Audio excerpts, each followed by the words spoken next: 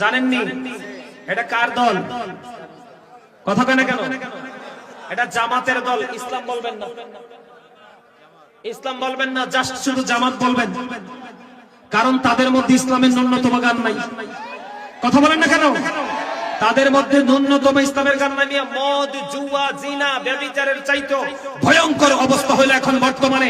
আজকে দেখি ফেনী সোনাগাজীতে মহিলারা তালিম করাচ্ছে, খেয়াল করেন। এখন আমার তাৎক্ষণিক মনে হয়েছে মহিলারা তালিম করাচ্ছে।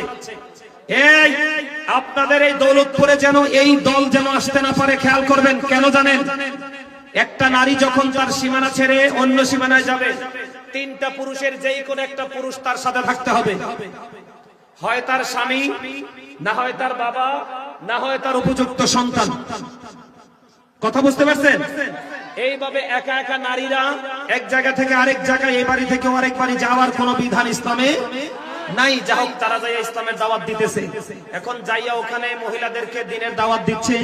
দিনের দাওয়ার পরে আপনার ওনারা বলতেছে, মহিলারা বলতেছে, আপনারা জান্নাতে যেতে চান না জাহান্নামে যেতে চান?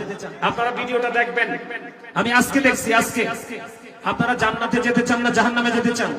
তখন ওই মহিলারা বলছে আমরা জান্নাত চাই। তখন ওই মহিলাদেরকে কোরআন শরীফ সামনে দিয়ে শপথ করাচ্ছে যে আপনারা যদি জান্নাতে যেতে চান তাহলে আপনারা দাঁড়িপাল্লায় ভোট দিবেন। আরে আওয়াজ তুলে কান্না মিয়া নাউজুবিল্লাহ। আপনি রাজনীতি করবেন, করেন, জামাত করেন, বিএনপি করেন, আওয়ামী লীগ করেন, জাতীয় পার্টি করেন, যার যে দল ভাল লাগে আপনি করেন, কিন্তু মানুষের ঈমান, আপনাদের ইসলাম নিয়ে খেলার অধিকার তো আপনাকে কেউ দেয় নাই। কথা বলেন না। আমার কথায় আপনার কি রাগ হয়েছে? এই কথা কি তাদের কাছে কি জান্নাতের টিকিট আল্লাহ দিয়ে দিছে? কথা বলেন, দিয়ে দিছে? সিরাজগঞ্জে দেখলাম এক ভদ্রলোক বলতেছে, এও জামাতের লোক, এমপি পদপ্রার্থী, সম্ভবত মুরব্বী, আমি বুঝি না এদের কি হয়েছে। এরা বলতেছে যে আপনি যদি দাড়িপাল্লাকে সাপোর্ট না করেন তাহলে আপনার ওয়াজ শোনার কোনো অধিকার নেই, আপনি মাহফিলে আসবেন না।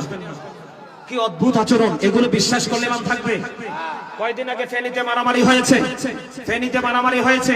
এক ভদ্রলোক বলতেছে ও জামাতে, ওই ভদ্রলোক বলতেছে মসজিদে যদি কি করা না যায়, মসজিদে যদি রাজনীতির আলাপ করা না যায়, মসজিদে আযান চলবে না, কোরআন তেলাওয়াত চলবে না। নাউজুবিল্লাহ বলেন। সম্মানিত উপস্থিতি, আমি গতকালকের ওয়াজে মসজিদ নিয়ে আলোচনা করেছি। এদিক তাকান। আল্লাহ রাসূল বলেছেন এক ব্যক্তি লাল ওট হারিয়ে ফেলেছে। কি? এক ব্যক্তি লাল ওট হারিয়ে ফেলেছে। নবীজি নামাজরত অবস্থায় এক ব্যক্তি মসজিদে এসে ডেকে ডেকে বলছে, তোমরা কেউ কি আমার লাল ওটটা দেখেছো?